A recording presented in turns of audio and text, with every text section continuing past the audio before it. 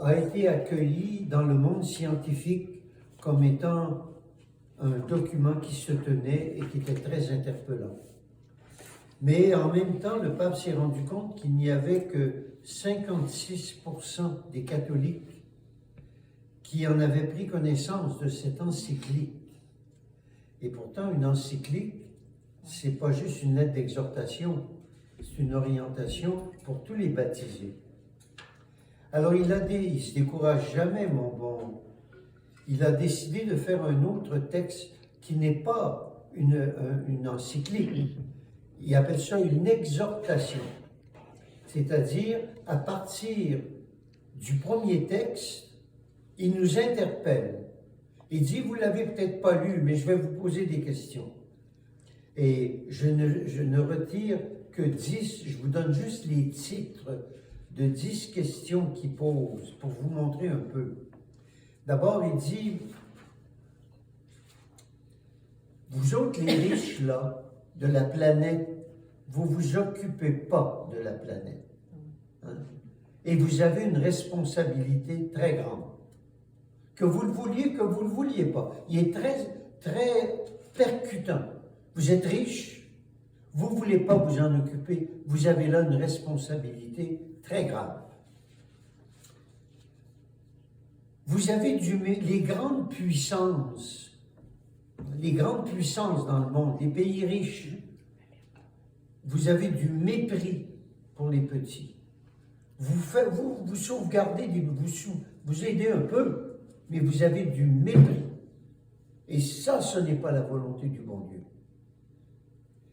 Il s'en trouve même dans notre Église, une troisième chose, même dans notre Église, je suis obligé d'apporter ces précisions qui peuvent sembler évidentes à cause de certaines opinions méprisantes, déraisonnables, que je constate même au sein de notre Église concernant le climato-scepticisme. Les gens qui doutent que ce que l'on dit sur le climat est vrai. Puis ils s'en trouvent encore. Pas mal. Parce que j'en connais, moi, personnellement, même ici, dans notre église de Longueuil. Ça, là, il donne un bon coup là-dedans. Il parle de l'intelligence artificielle. Les robots qui s'en viennent, c'est séduisant. Ça va être extraordinaire pour le développement de la planète. Mais c'est sous-jacent à cette richesse, il y a une idéologie épouvantable où l'homme serait dépassé par la machine. Et ça, il en traite... Quasiment comme des veaux d'or. Oui, c'est ça. Oui, c'est ça. Il y en a de la question du pouvoir humain, les impacts sur l'environnement. En tout cas, c'est une exhortation. Et puis, il dit, les attentes pour la COP 28. Vous savez, la grande réunion internationale qui va se tenir sur le climat, là. Les Émirats arabes unis accueilleront la prochaine conférence des partis. Dire qu'il n'y a rien à espérer serait un acte suicidaire qui conduirait à exposer toute l'humanité, en particulier les plus pauvres, aux pires impacts du changement climatique. Et au moment où j'écrivais ça, je vois apparaître sur KTO, et François vient d'annoncer qu'il fera le déplacement à Dubaï pour participer à la COP 28, le sommet international sur le climat, qui débute le 30 novembre 2023, une première pour un pape. Est-ce que c'est la lettre que le pape a envoyée là, dans tous les pays? Parce que nous, on a le film qu'on présente le 9 novembre, qui s'appelle La lettre du pape. Non, c'est pas pareil. Non, c'est pas la même chose. C'est pas la même chose, non. la lettre. C'est autre chose, la lettre. Ça ici, c'est vraiment en ligne avec l'Audétici et l'Audétium, c'est son exhortation. Parce que vous, c'est avec des jeunes. C'est une équipe. Ouais. En tout cas, c'est une lettre à lire. Elle n'était pas encore arrivée. On a essayé de l'avoir Et chez les filles de Saint-Paul, j'aurais voulu vous en donner un exemplaire. Elle n'est pas très longue à lire. Non, elle est sur Internet. Hier C'est soir. ça qui Là, dans a quelle vidéo, page? on est sur Internet, là? Oui. C'est Ah, ça je qui l'ai a pas une vu. de page? Oui, ça m'a semblé très court. Ah, mais c'est J'ai oui. jeté un œil, Oui. c'est comme habituellement là, les Oui. textes.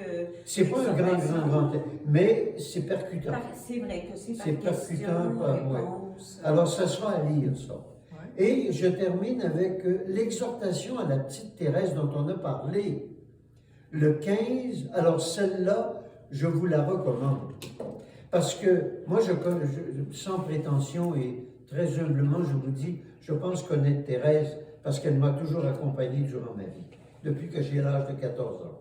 Alors, j'ai toujours suivi et je connais sa spiritualité, puis j'essaye de me laisser conduire. Là, dans cette exhortation, le pape François a trouvé moyen de synthétiser tout ça d'une façon merveilleuse. Et c'est très court. C'est très, très court. L'exhortation de la petite Thérèse. Ce mois d'octobre fut riche en surprises.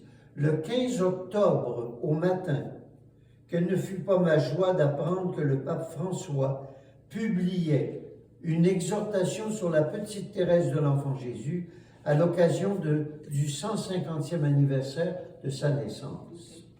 27 pages en français. 27 pages. Le pape ausculte avec tendresse tout le génie spirituel et théologique de la petite Thérèse de l'Enfant Jésus qu'il qualifie de synthétique et d'essentiel. Le pape François regarde l'ensemble de la révélation, puis il regarde la petite Thérèse et dit, voilà une sainte qui a synthétisé tout ce qui est essentiel elle est allée à l'essentiel. Puis elle l'a donné d'une façon synthétique. Et là, il la présente au monde de nouveau. Ce qu'il aime par-dessus tout de cette chère Thérèse, c'est sa théorie de la miséricorde pour en finir avec l'image d'un Dieu méchant qui fait peur, qui veut nous punir. C'est de savoir et de dire et de redire encore que Dieu nous aime infiniment et qu'il n'est jamais, jamais trop tard pour se jeter dans ses bras. Même comme si dit l'écrit Thérèse, j'avais commis tous les crimes possibles, je garderai toujours la même confiance. C'est le cœur du message que le pape François a envie de faire passer au monde. Évidemment, on comprend pourquoi il aime tant la petite Thérèse. Et je termine, alors je vous recommande ce texte, et je termine par la prière qu'il fait à Thérèse. C'est mon dernier mot là. Chère Sainte Thérèse, l'Église a besoin de faire resplendir la couleur, le parfum, la joie de l'Évangile. Envoie-nous tes roses. Aide-nous à avoir toujours confiance, comme tu l'as fait, dans le grand amour que Dieu a pour nous, afin que nous puissions imiter chaque jour ta petite voix de sainteté. Amen. Amen.